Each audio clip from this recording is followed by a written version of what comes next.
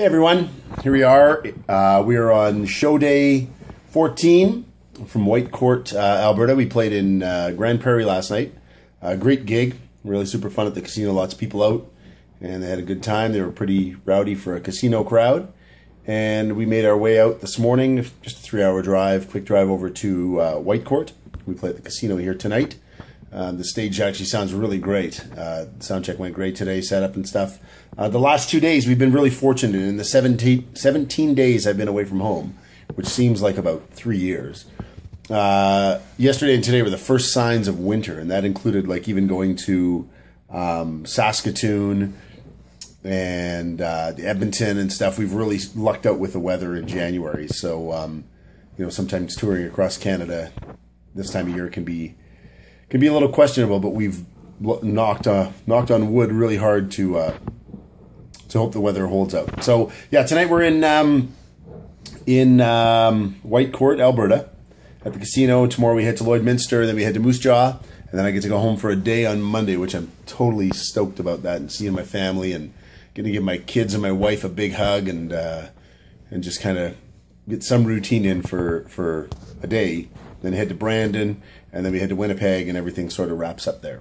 So that's what's going on. Today, for the last, I think it's been about a week now, my daughter Jayla and myself, every morning when we get up, we send each other our song of the day, and we, if we don't have that song on our iPod or a device, we go and buy the song, and we listen to that song each day, and you know that reminds us of each other. So each day we've had different songs. It's pretty fun, actually. It's kind of fun seeing her side of view on songs and my side, and we've sent each other some really different songs to listen to, which has been really, really awesome. But today, she sent me a Keith Urban song, which I'd never heard, and the song is off of the Fuse album.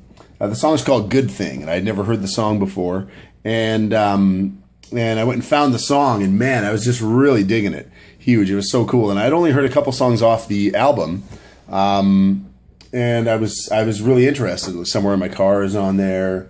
The duet with Miranda Lambert, We Were Us. So I went and checked it out, and I really like the album. I really like Keith Urban's sound, and the production is great. And you know, obviously the drumming is fantastic. It's Chris McHugh playing drums, who at the first Regina Drum Festival, this seems like product placement, but it was actually a fluke. I was wearing this shirt. He was there way back. And yeah, the album, I've just been listening to it all day, and it's so good. But the song's called Good Thing, and if you haven't heard that song, you should go check it out, because it's super groovy and funky. So I've been listening to that today, and then just getting ready for the gig. I'm going to start watching a documentary here on Netflix, and it's the Stevie Nicks In Your Dreams.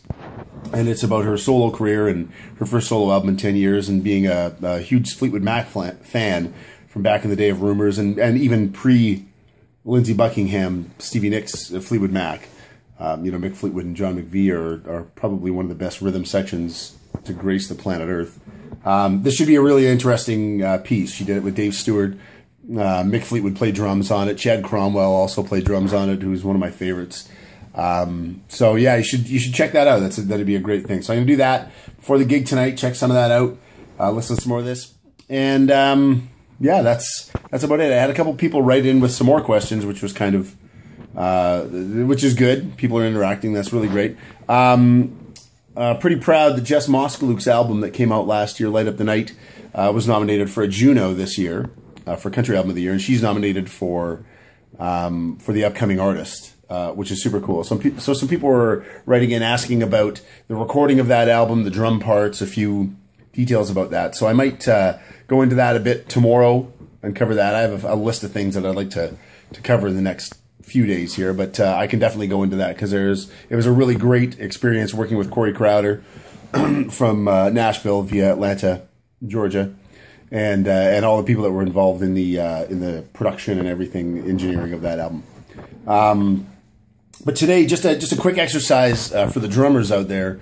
A real cool thing I've been working with over the years with students has been this concept of crossing the body, where when we run into problems with coordination or balance on our drum stool, a lot of it comes from, you know, our right and left side of our body not, you know, getting along and working together. So a really easy exercise is to, you know, sit at your drum set and on the snare drum with your hands, you know, play a single stroke roll leading with the right hand, and with your feet, whether it's on a double pedal or whether it's hi-hat and bass drum, which I like hi-hat and bass drum because there's two separate sounds, so you really hear the distinction in between it.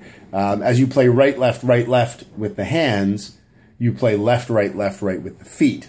And that crossing of the body, you know, sort of deprograms our brain a little bit and you know, makes us challenged a little bit in how we think, but we can break that down pretty easily by doing that. And then if you go to Stick Control, which everybody should have that book by George Lawrence Stone, you go to page 5 and you run down the list of exercises where, you know, 1 and 2 are singles, 3 and 4 are doubles, paradiddle, inversions of the paradiddle, and then so on and so forth down to 24. As you play each exercise with the hands as it's written, play the opposite pattern with the feet, which is kind of cool. And then you separate it up, put your right hand on the ride, left hand snare, just to get 4 different sounds to really hear the distinction. Then another fun exercise is to start at the top and play one exercise with the hands and the second one with the feet. So it would be 1 and 2, which was basically what I explained first of all. Then it'd be 3 and 4, which is doubles, opposite. Then when you start to get to 5 and 6, it gets tricky because 5 is a paradiddle and 6 is an inversion of the paradiddle with the doubles in the middle.